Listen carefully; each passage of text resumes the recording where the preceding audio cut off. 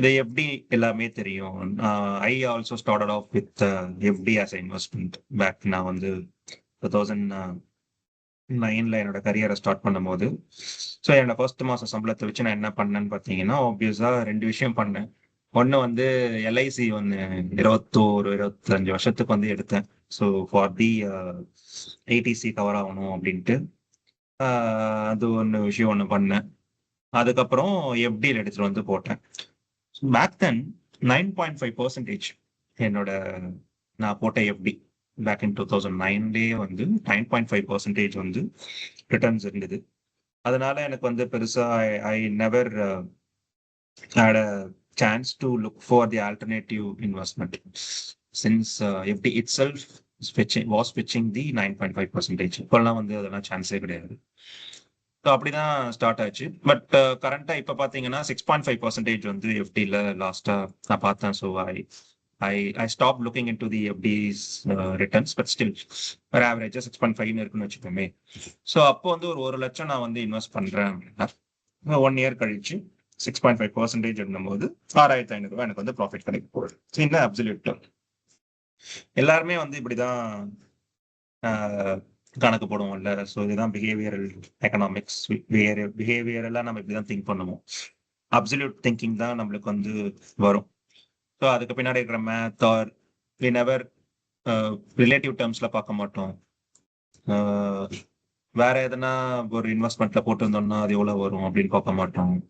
நிறைய ஃபேக்டர்ஸ் இருக்குல்ல. ஸோ அதெல்லாம் தான் இந்த போஸ்ட்ல வந்து சொல்லணும்னு நினைச்சேன். This is true. 6.5% is fixed. அவங்க சொன்னாங்கன்னா அது கொடுத்துருவாங்க. பட் அதை தாண்டி வந்து டாக்ஸ்னு ஒரு காம்பனன்ட் இருக்குல்ல. ஸோ அப்போ எஃப்டி டாக்ஸ் வந்து it's applicable in our income tax itself. So இப்போ நீங்க வந்து 10% 12 lakhs per annum வந்து சம்பாதிக்கிறீங்க அப்படின்னா உங்களுக்கு டாக்ஸ் கிடையாது. பட் அதை தாண்டி பார்த்தீங்கன்னா தெர் ஆர் டிஃபரன்ஸ் ஸ்லாப்ஸ்ல. ஸோ 10%, 20%, 30% டிபெண்ட்ஸ் ஆன் யுவர் எவ்வளோ நீங்க வந்து சம்பாதிக்கிறீங்க அப்படின்ட்டு. It's not only about the salary. நீங்க வேற எதெல்லாம் நீங்க வந்து இன்கம் ஃபெச் பண்றீங்க. ஸோ இது எஃப்டி இன்ட்ரெஸ்ட்டுமே வந்து it's a kind of income to you. It is coming from the different source. So இந்த 6,500 ரூபான்றது உங்களுக்கு வந்து இந்த எஃப்டி மூலயமா உங்களுக்கு கிடைச்ச இன்கம். ஸோ இதுவுமே வந்து உங்களோட இன்கம்ல தான் சேரும் on top of the salary which you are earning. So அப்போ நீங்க 10% ஸ்லாப்ல இருந்தீங்க அப்படின்னா அதுல என்ன 10% வந்து மைனஸ் பண்ணுவாங்க. இந்த 6,500 10% எவ்வளவோ அதை மைனஸ் பண்ணுவாங்க. அதே மாதிரி 20%, 30%. ஸோ அப்படி நீங்க வந்து கணக்கு போட்டு பார்த்தீங்க அப்படின்னா இந்த ப்ராஃபிட்ன்றது வந்து இப்படி வந்து கம்மியாயிடும். This is about the tax. So இதுல வந்து இன்ஃபிளேஷன் வந்து நம்ம என்னைக்குமே கணக்கு எடுத்துக்க மாட்டோம். As I already told you. So நம்ம இந்த டாக்ஸையே நம்ம வந்து பார்க்க மாட்டோம். அவங்க வந்து கொஞ்சம் டிடிஎஸ்லேயே பிடிச்சிடுவாங்க. டிடிஎஸ்ல பிடிச்சதை தாண்டி வந்து நம்ம வந்து ரிட்டர்ன்ஸ் ஃபைல் பண்ணும்போது தானாவே மறைஞ்சு போயிடுவோம். அப்போ நம்ம பெருசா கணக்கு போட மாட்டோம். ஸோ அப்படியே நெக்ஸ்ட் கொடுத்துட்டு கடைசியா நம்ம வந்து ஃபைல் பண்ணும்போது எவ்வளவு அமௌண்ட் வருதோ அதுல வந்து வயிறு எரிஞ்சுட்டே நம்ம வந்து ஃபைல் பண்ணிடுவோம். பட் வி நெவர் எவர் அது ஏன் வந்தது, எதுக்கு வந்தது, இது என்ன பண்ணியிருந்தா அது போயிருக்கும். ஸோ அப்படின்ற அந்த மேத் எல்லாம் போட மாட்டோம். பிகாஸ் யூஸ்வலா நம்ம கடைசி நாள்ல தான் வந்து பண்ணுவோம். ஜென்ரலா ஐம் நாட் டாக்கிங் அபவுட் ஸ்பெசிஃபிக்கா சொல்லல. பட் ஜென்ரல் பாத்தீங்கன்னா அந்த டைம்ல தான் வந்து உங்களுக்கு சர்வர்ஸ் எல்லாம் டவுன் ஆகும். ஸோ இட் செல்ஃப் யூனோ ஒரு நம்பர்ஸ்.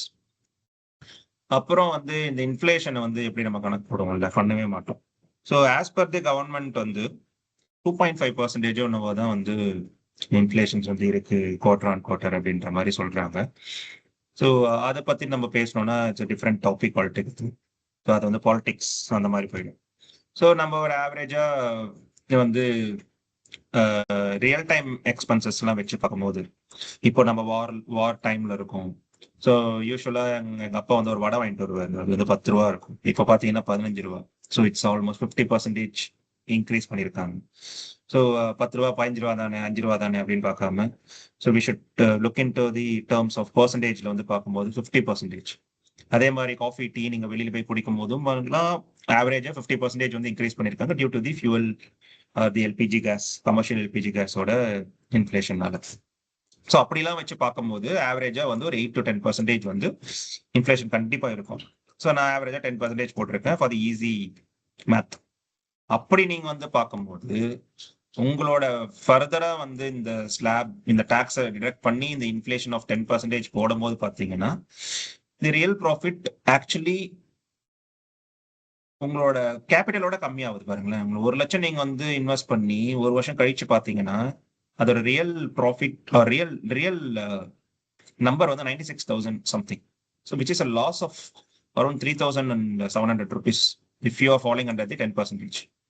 30% இருந்தீங்க அப்படின்னா ஆல்மோஸ்ட் 5,000 rupees நீங்க வந்து ரியல் டேர்ம்ஸ்ல வந்துட்டு நீங்க வந்து லாஸ் பண்ணிருக்கீங்க in by investing your hard earn money in the FD.